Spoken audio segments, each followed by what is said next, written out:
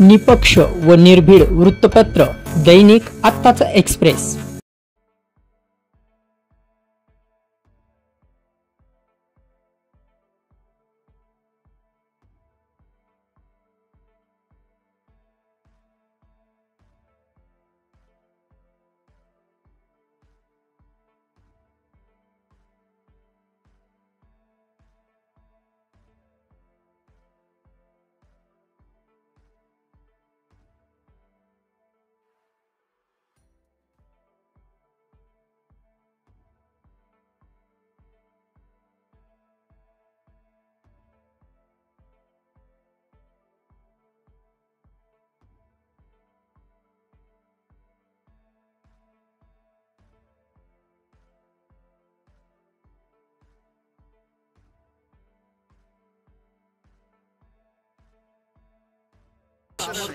बस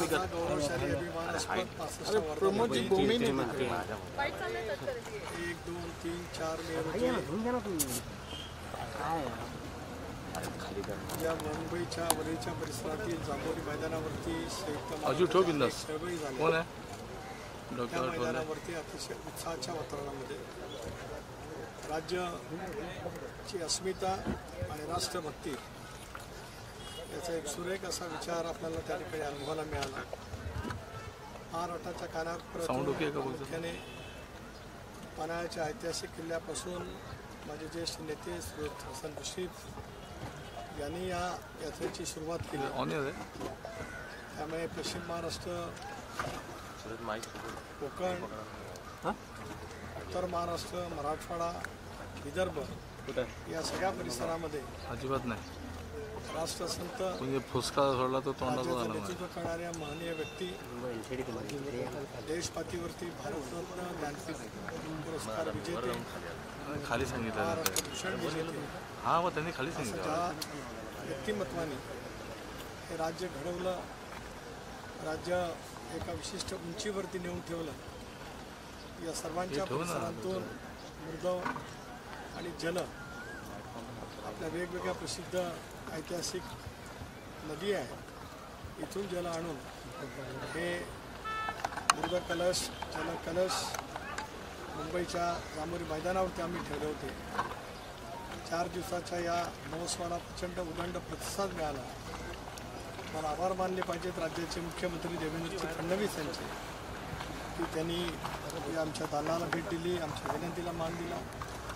आम्ही केलेल्या या महाराष्ट्रप्रेमी अस्मितेचं दालन आणि महोत्सवाचं अतिशय मनापासून त्यांनी अभिमानपूर्वक कौतुकही केलं आणि त्यांनी ही सुद्धा केली, ही जी दालनं इथे आहे ही मंत्रालयामध्ये असली पाहिजे। याचा अर्थ असा आम्ही समजतो की शासनाला सुद्धा आम्ही केलेल्या या स्तुत्य महाराष्ट्रप्रेमाची उपक्रमही केला, त्याची दखल त्या ठिकाणी घ्यावीशी वाटली। सर्वच मान्यवरांनी त्या ठिकाणी उपस्थिती दर्शवली आणि त्याचबरोबर वेगवेगळे सांस्कृतिक कार्यक्रम झाले।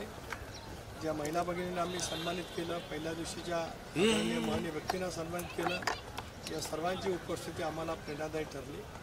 आज हे कलश, मृदकलश, जलकलश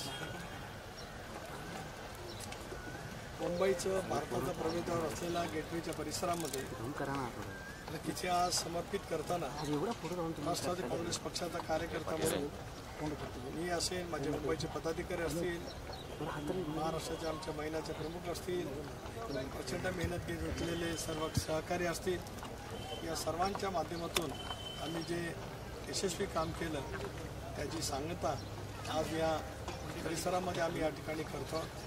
याचा अभिमान नक्कीच आहे। 24 मेला मी स्वतः माझे सर्व सहकारी मंत्री महोदयांना विनंती करणार आहे, दादानेही करणार आहे, स्वर्गीय चव्हाण साहेबांच्या कराडच्या समाधी स्थळाला जाऊन नतमस्तक होणार आणि 25 तारखेला सकाळी लवकरच माझ्या सर्व सहकाऱ्यांना घेऊन सकाळी लवकरच म्हणजे 8-8:30 वाजता हिंदवी स्वराज्याचा मानबिंदू असलेला रायगड किल्ल्याला जाऊन नतमस्तक होणार। बाबासाहेब आंबेडकरांनी सामाजिक समतेच्या ज्योत ज्या परिसरामध्ये केली त्या महाडच्या 14 तळीच्या परिसरामध्ये सुद्धा मी नतमस्तक होणार आणि या महोत्सवाची तशा अर्थाने लौकिक अर्थाने सांगता होईल। पण केवळ तितक्यापुरता सीमित आम्ही राहणार नाही, तर महाराष्ट्राच्या कानाकोपऱ्यात राजकारणाखेरीज महाराष्ट्राची ही गौरवास्पद अभिमानास्पद कामगिरी ही नव्या पिढीला समजावी उमजावी, नव्या पिढीने सुद्धा स्फूर्ती घ्यावी, या दृष्टिकोनातून आम्ही पुढचे उपक्रम नक्कीच त्या ठिकाणी ठेवणार आहोत. आपण सर्व वाहिन्यांनी आणि विशेष करून पत्रकार मित्रांनीसुद्धा आमच्या ह्या अतिशय भावस्पर्शी उपक्रमाला जी प्रसिद्धी दिली त्याबद्दल आपल्या सर्वांचे मी मनापासून आभार मानतो.